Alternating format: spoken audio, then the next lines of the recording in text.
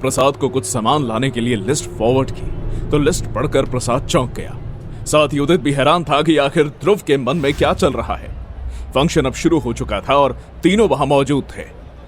भोसड़ी के अब सस्पेंस से बनाए रखोगे या कुछ बताओगे भी कि आगे क्या करने वाले हो? अगर अभी से बता दूंगा तो तुम्हें देखने में मजा नहीं आएगा ना। बस इतना समझ लो कि आज तुम इस ध्रुव का अलग ही रूप देखोगे, और ऐसा रूप आज से पहले तुमने कभी नहीं देखा होगा। चलो अब लेट मत करो और जल्दी सामान का इंतजाम करो। प्रसाद सीधे अपने काम पर लग गया। ध्रुव ने जब उदित को देखा तो वो कुछ परेशान लग रहा था। उसे डर था कि कहीं उनका ये प्लान उन्हीं पर उल्टा ना पड़ जाए। अरे घबराओ मत, जो कुछ भी यहाँ होने वाला है उसमें तुम्हारा नाम नहीं आएगा, और ये सब मैं अपने रिस्क पर कर रहा हूँ, इसलिए डोंट वरी। हाँ, पर तुम कर तो मेरे लिए रहे हो ना, और फिर यहाँ इतने लोग हैं कि मुझे डर लग रहा है कि कहीं पकड़े गए तो क्या होगा। अरे कुछ नहीं होगा, तुम बस चिल करो। कुछ देर में प्रसाद वापस आ गया। उसके हाथ में एक बड़ा सा झोला था जिसमें ध्रुव के सजने संवरने का सामान था। प्रसाद ने वो सामान निकालकर ध्रुव के सामने रख दिया। ये रही तुम्हारी साड़ी, ये रही तुम्हारी विग, और ये रही तुम्हारी चूड़ियां। हैं, जितना सामान मंगाया था सब ले आए हैं। बहुत बढ़िया, अब मैं जल्दी से रेडी हो जाता हूँ। अरे एक चीज तुम लिस्ट में लिखना भूल गए थे, पर हमें याद था, इसलिए हम वो बिना बोले ही ले आए। क्या?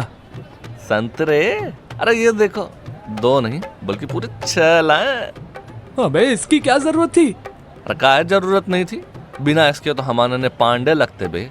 अब जब लड़की बन ही रहे हो तो सीने पर थोड़ा बोझ तो लेकर चलना ना पड़ेगा। तो इसके लिए 2 संतरे बहुत है, 6 लगाकर मुझे ब्रांडी लवर बनाना चाहता है क्या? अरे नहीं, तुम सिर्फ 4 लगाओ, बाकी 2 हमारे खाने के लिए। ध्रुव के पास ज्यादा समय नहीं था। उसने प्रसाद के हाथ से सारा सामान लिया और आसपास कोई सुनसान जगह की तलाश में वहां से निकल गया। अच्छा, हमें तुमसे एक सवाल पूछना था। जैसे हम लड़कों का एंटीना किसी भी लड़की को देख के अटेंशन में आ जाता है, ठीक वैसे ही तुम गे लोग भी किसी भी लड़की को देख के। एक्सक्यूज मी, ये सब क्या पूछ रहे हो तुम? अरे नहीं, हम तो बस ऐसे ही थोड़े क्यूरियस थे। क्या चेक कर रहे थे तुम्हारे समाज में लॉयल्टी होती है या नहीं, या फिर हर दूसरे लड़के को देख डोगी बन जाते हो? प्रसाद उदित से बात कर रहा था कि तभी उसे किसी की पायल की आवाज सुनाई दी। उन्होंने देखा सामने से एक लड़की चलकर आ रही है। गुलाबी साड़ी, लंबे घने स्ट्रेट बाल, कान में मोर वाले बड़े बड़े झुमके और लचीले से ठुमके लिए जो लड़की आ रही थी वो किसी अप्सरा से कम नहीं लग रही थी। अपना मुंह बंद कर लो, लार टपक कर नीचे आ रही है। हेलो, अरे क्या आप भी इस फंक्शन के लिए आई हैं? अरे क्या हुआ, आप कुछ बोलती काहे नहीं हो जी? वैसे आपको बता दे, हम सिंगल हैं और रेडी टू मिंगल हैं। आप इंस्टा पर तो होंगी ना? किस आईडी से हैं आप बताइए ना। अबे साले गांडू, अब क्या यही सेक्स कर लेगा मेरे साथ? प्रसाद और उदित के ऊपर मानो बिजली गिर पड़ी। जिसे वो लड़की समझ रहे थे वो तो असल में ध्रुव था। आखिर वो भी कैसे धोखा नहीं खाते। ध्रुव इस गेटअप में किसी हीरोइन से कम नहीं लग रहा था। अरे साला, इसकी माँ का तुम हो रे। तुम्हें देखकर तो सविता भाभी की ब्यूटी भी फेल हो जाए। कसम से काल लग रहे हो भाई। हाँ, 1 सेकंड के लिए मैं भी तुम्हें पहचान नहीं पाया। अबे तुम ऐसे माल लग रहे हो कि तुम्हें देखकर शायद उदित का भी हार्मोन बदल जाए। क्यों, सही कहा ना?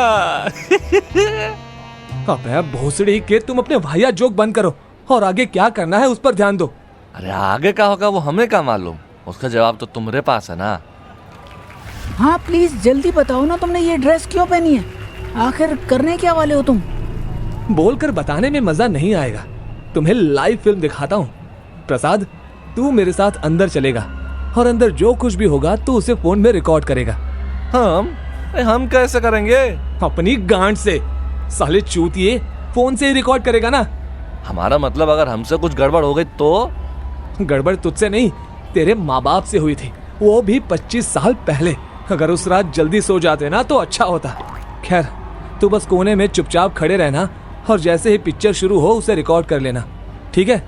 और मुझे क्या करना है? तुम्हें कुछ नहीं करना है, तुम बस यहीं खड़े रहना, क्योंकि अगर गौतम ने तुम्हें पार्टी में देख लिया तो हमारी पूरी कहानी स्क्रिप्टेड लग सकती है। और हो सकता है कि हमारी पिक्चर फ्लॉप हो जाए। सब कुछ सेट हो चुका था।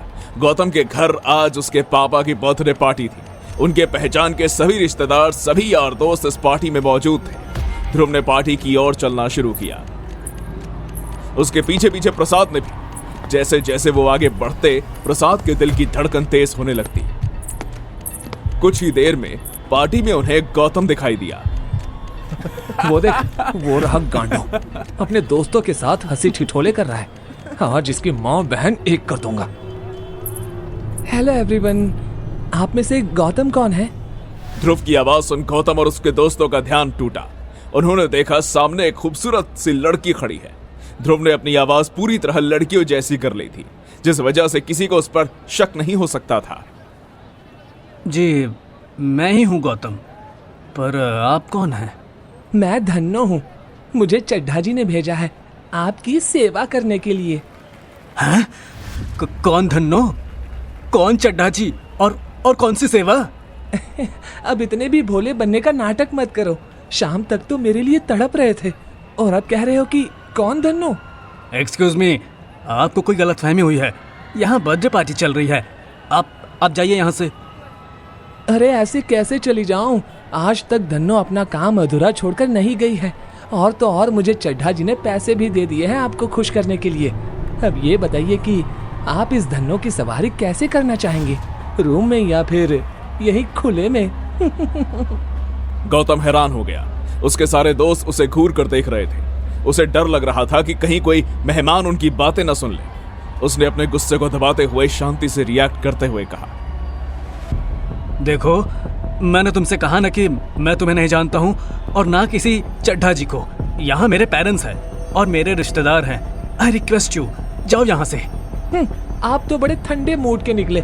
इतनी हॉट लड़की के साथ जाने की बजाय आप उसे भगा रहे हैं। कहीं ऐसा तो नहीं कि आपके एंटीना में कुछ गड़बड़ है और अब वो सिग्नल नहीं पकड़ पाता? ध्रुव की बात सुन गौतम के सभी दोस्त हंस दिए।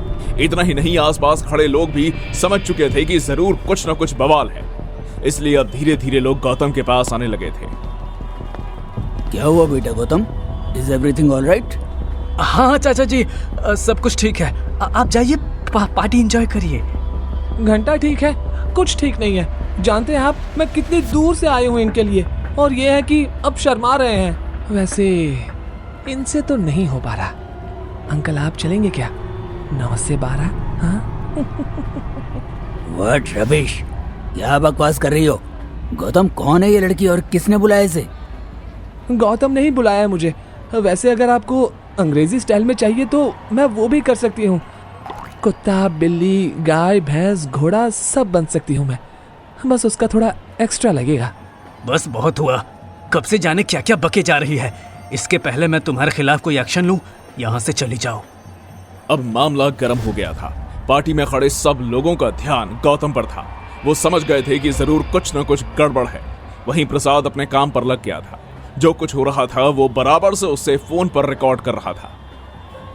ध्रुव के बच्चा, अरे तुमने तो कमाल कर दिया। का आइडिया निकाला है इस गौतम के लौड़े लगाने का है। गौतम के घर के सभी लोग अब वहां इकट्ठा हो गए थे। पार्टी में आए सभी लोगों की नजर उस पर थी, खासकर उसके मम्मी पापा की। ध्रुव का प्लान धीरे धीरे कामयाब हो रहा था। क्या हुआ गौतम बेटा, किस बात का हल्ला हो रहा है? अरे हल्ला हुआ कहाँ है अंकल जी? हल्ला तो अब होगा जब आपका बेटा मेरे साथ कमरे में जाएगा। हो सकता है हल्ला के साथ साथ लल्ला भी हो जाए। What nonsense! गौतम कौन है ये लड़की और क्या बोल रही है? गौतम सच में बुरी तरह फंस चुका था। उसकी हालत उस बकरे की तरह थी जो कुछ ही देर में बलि चढ़ने वाला था। उधर दूर खड़ा ये सब देख अंदर ही अंदर हंस रहा था। अंकल मेरा नाम धन्नो है, जिसकी आज रात की सवारी आपके बेटे ने बुक की थी पूरे 20,000 देकर, पर पता नहीं क्यों गियर डालने से मना कर रहे हैं। नहीं डैड, ये लड़की कुछ भी बोल रही है। ऐसा कुछ नहीं है। सभी रिश्तेदारों के बीच अब आपस में बातें होने लगी। ध्रुव अब अपना आखिरी दाव खेलने वाला था। वो दाव जो उसकी पिक्चर को पूरे शहर में वायरल करने वाला था। बेबी मुझे लगता है शायद तुम धन्नो की सवारी के लिए पूरी तरह से एडल्ट नहीं हुए हो। थोड़े बड़े हो जाओ फिर धन्नो को याद करना। मैं दौड़ी चली आऊंगी। इतना कहकर ध्रुव आगे बढ़ा और उसने गौतम के गालों पर जोरदार किस कर दिया। ये देख वहां खड़े सभी लोग हक्के पक्के रह गए।